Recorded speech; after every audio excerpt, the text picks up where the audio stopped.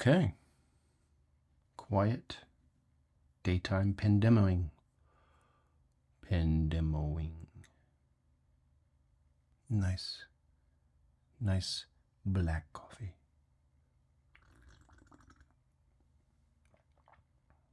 Gurgling.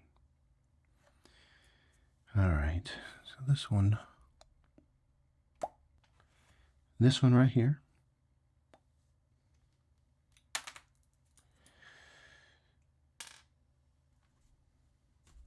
is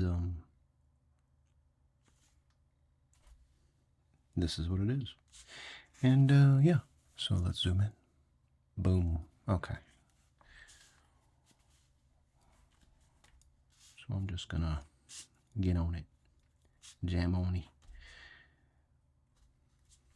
So let's see, why do I want to go like that?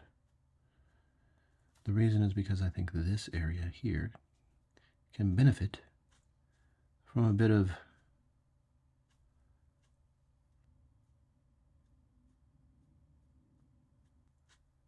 fill-in. I think it can be fill-in.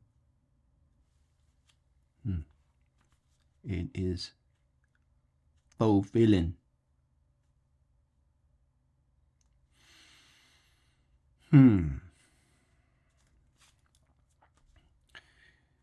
I'll just do all the stroking. Let me do the stroking.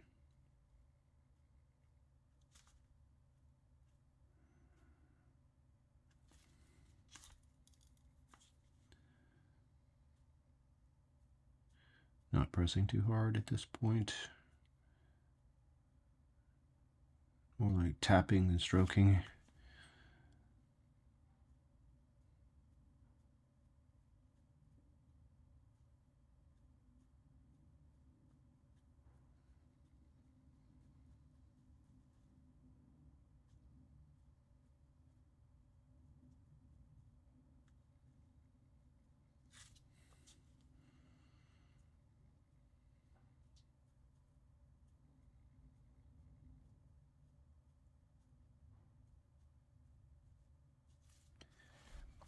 Back to using the big pen.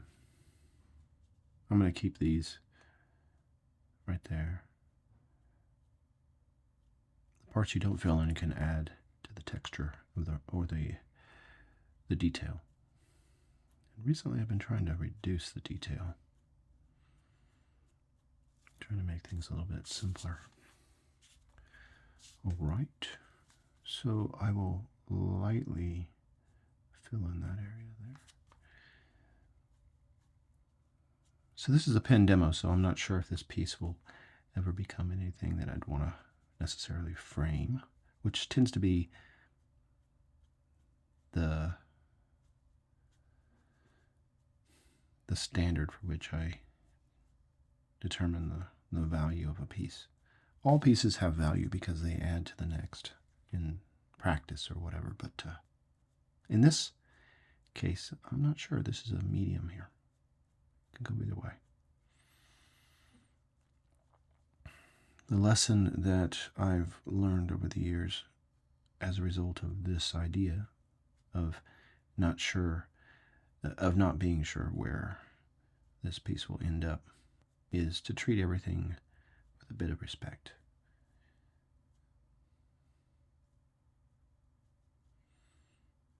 Don't fold it in half in the center of the image and put it in your back pocket.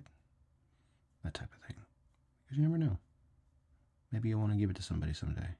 Maybe your little sketch, your little doodle you made there on your sister's wedding day becomes important for her. So yeah, treat it with respect. Treat it as if it will be framed at some point and put on a wall. Because it very well may. It very well may.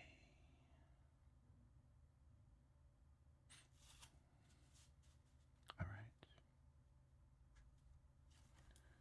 So I'm going to do some upward sketching here.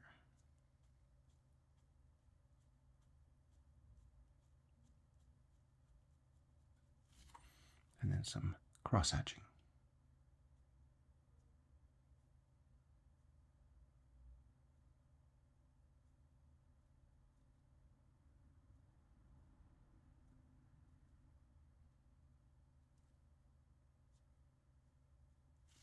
very lightly. And back to here because I left some of this area and created too much detail. Simplify. That's the word I'm looking for here. Simplify.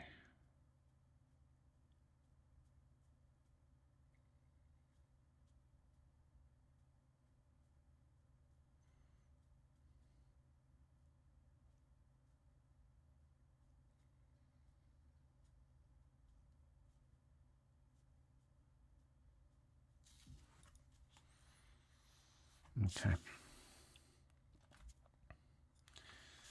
Now this area in here, let me see if I can just go to town fairly quickly here.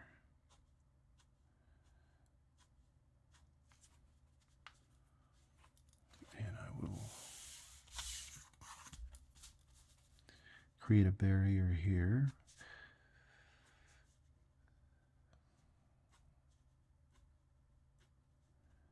In which the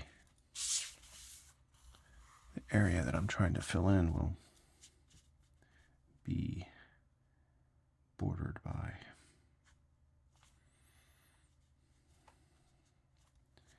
And let's see here, then possibly like this.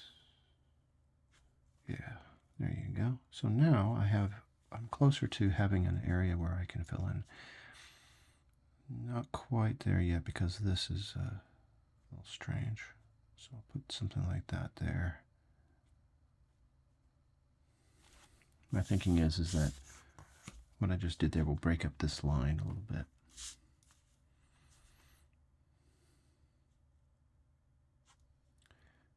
Again, this Pendemo series here that I'm working on is, the idea is to just show you how I go about working on my pieces.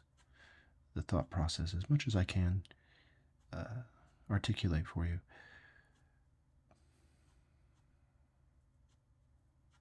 Why am I doing this? Why am I doing this? That's the question. And how am I doing it? Why am I doing it and how am I doing it? And so often I don't know. Just intuition.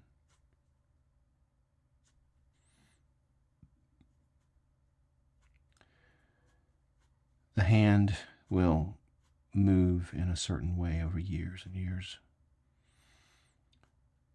So working with ballpoint pen, I have been doing this type of work with ballpoint pen specifically since around the year 2000, I think. And seriously, maybe 2002 or 2003. 2002, maybe. Let's put it there. So, or to make the math easy, 2003. So 20 years. I was a skilled artist at that point, doing other types of work. So yeah, all my adult life I've been working with a ballpoint pen. Previously I had worked with ink pens and the like, but I was using what they call a technical pen, Konar, Rapidograph, those brands. So it was closer to binary, just on, off, black, white. No shades of gray really with this type of ballpoint pen. The oil-based pens. That's important to distinguish that from the water-based. You get a more of a you have more control over the tonal image, the grays basically, by just not pressing so hard. Takes time to fill in properly. I could just go brute force and just attack it. I could. but I don't want to. The reason is because layering always, usually, has a nicer effect. Why is that? Well, there's just shifts, subtle shifts of tone in the image. And it lays down flatter, too, over a period of time, over a period of space and time. Mm-hmm.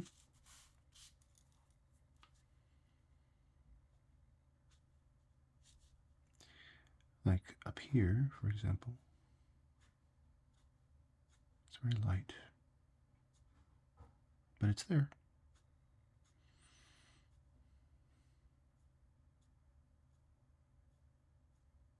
And the more I fiddle screw with it, the darker it gets.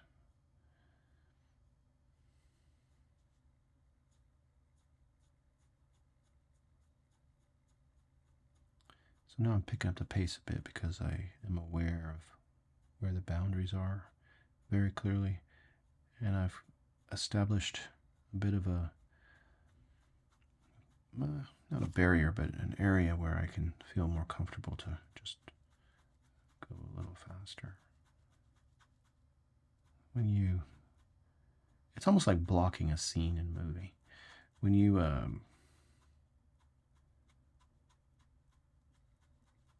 take care at the beginning of this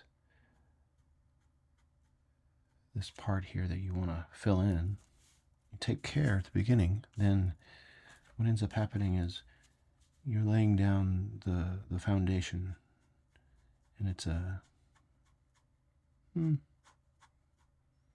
little bit, you've been careful, and so it is giving you some cushion, some room to kind of maneuver your ink. See, so okay, so this is a good example of, I think, of how it all looks a bit of a higher quality than say, over here. I think this piece this area I was working much quicker. It doesn't look quite as good, is it? But I'll come back to it. Okay, enough of that. So now I have a choice. I was going to fill in this area as well, but I've decided upon working this area or down here that I am not going to fill this area in. Rather, I'm going to go this way.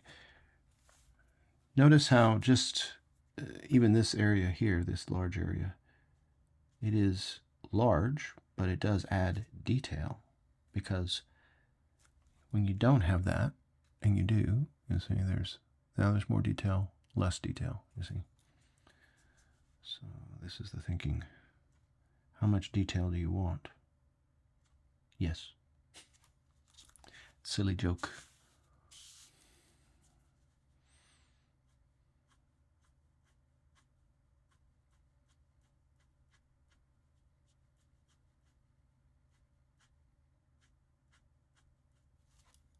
Rectum?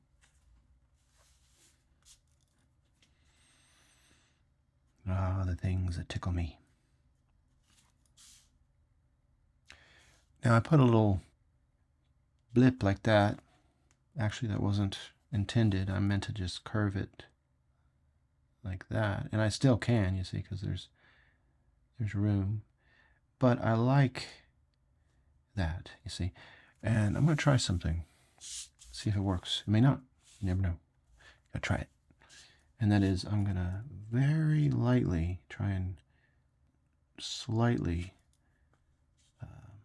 fills in. You'll see what I mean if it works. If it doesn't work, then you won't see what I mean. See what I mean?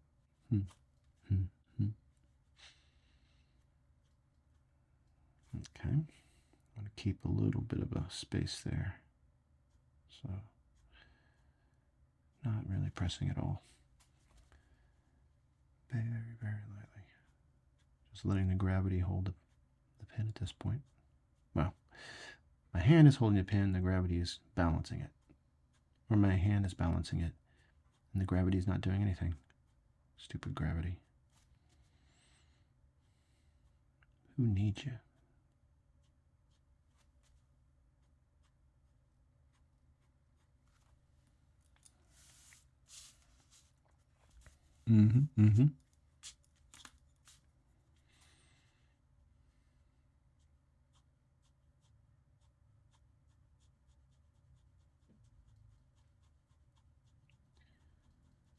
Okay, flip around this way.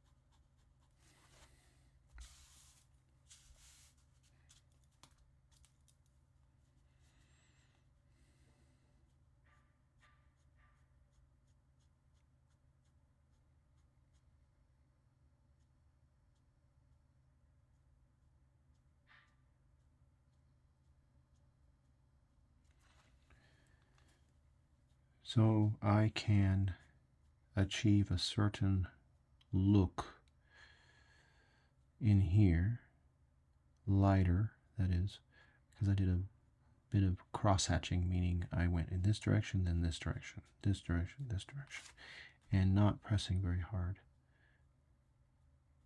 if at all. Again, gravity is doing the work, and I'm doing the work, damn it. Gravity, what the hell? Keep coming in and I'm flubbing my lines. Gravity's there. It's holding the pen and myself and the universe together. It's doing something. It is, in fact. Okay, so what I'm trying to say is I'm not really pressing at all. Okay, that's it. Let's just keep it simple. No amount of detail is going to save me at this point. Now, what I want to do is go into this notch like I was talking about and see about very slightly making it blend. And the way I do that is just tap a little bit like that. You see? So the notch is still kind of there, but it's disappeared a bit.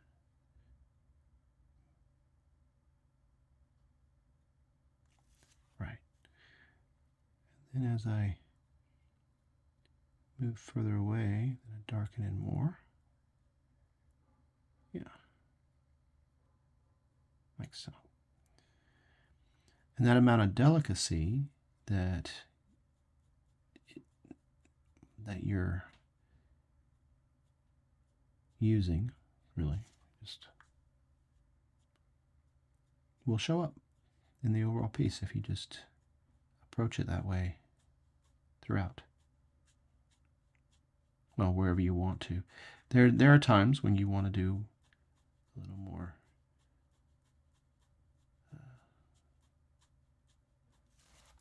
affected approach, but meaning just go in and attack it. And then there are times you don't. Whatever you want to do, whichever way, there are approaches. The way that I tend to do it is just very little by little after the initial drawing. So I got all these, by just going very quickly. I'll give you a little demonstration of how all these came to be over here. So for example, let's say, okay, so now I have this that came down. I might bring this, as this fades into here, you see, then I do like that. And then that would suggest that this area fill in because it was fading, you see.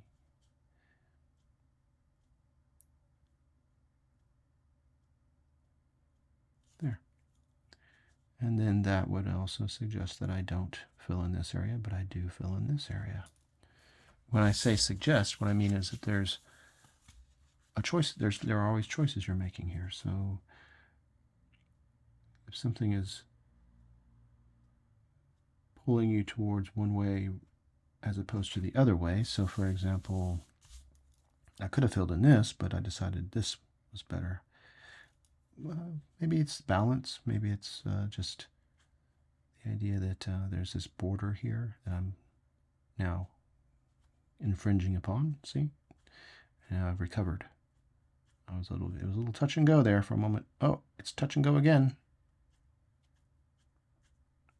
So what I see happening is this area is moving into this area, right? So this faded and this faded, and now there's nothing happening here. But I do want, I was going to say I do want them to touch, but now I'm thinking just a suggestion of the touch is enough. Yeah. And I'm back here again because I wanted to trim that up a bit. Right. And also I'm going to touch this area up a little bit by going in a cross-hatching fashion, like so. And this will move into here, like so.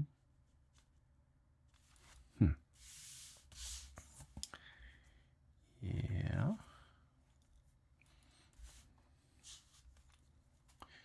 Right, this actually does add some balance that didn't have before, which I like. And there is a suggestion of this being underneath here. So I'm going to go with it. I'm just going to say, okay, because it's underneath, and that implies that there may be a shadow. See this if this does represent something that holds three-dimensional space, then you have to consider how the light falls on it, because it is two-dimensional. I think you're trying to fool the eye into thinking that this is a three-dimensional piece.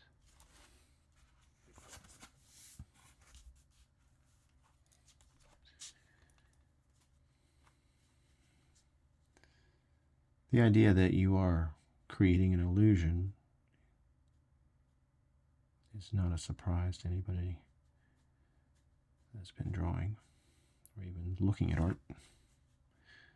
The question sometimes is, how do you do that? How do you achieve that?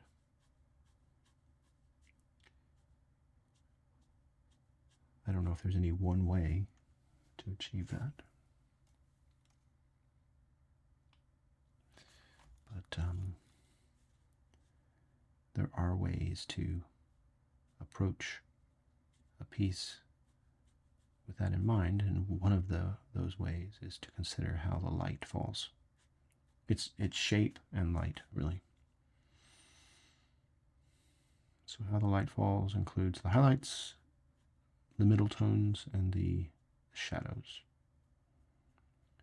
And there are some general rules of thumb that if you follow, you may achieve what you're looking for. And then you just manipulate those rules of thumb and to greater or lesser degree. And one of those rules, again, the loose rule, would be that shadow falls underneath something. But that's assuming you see that the light source is coming from above. And it usually does, so that's why it works often. It's your piece, though. You'll see it, or you won't.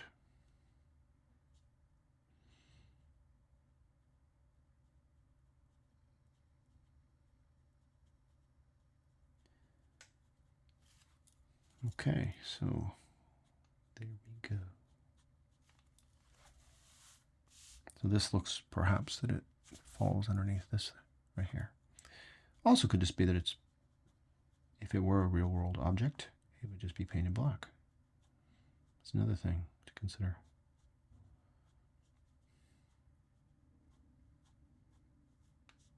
All right. However, I'm just going to give it one more coat of love, and then go back over what I did earlier, just to revisit some of this. It's always a good idea to revisit.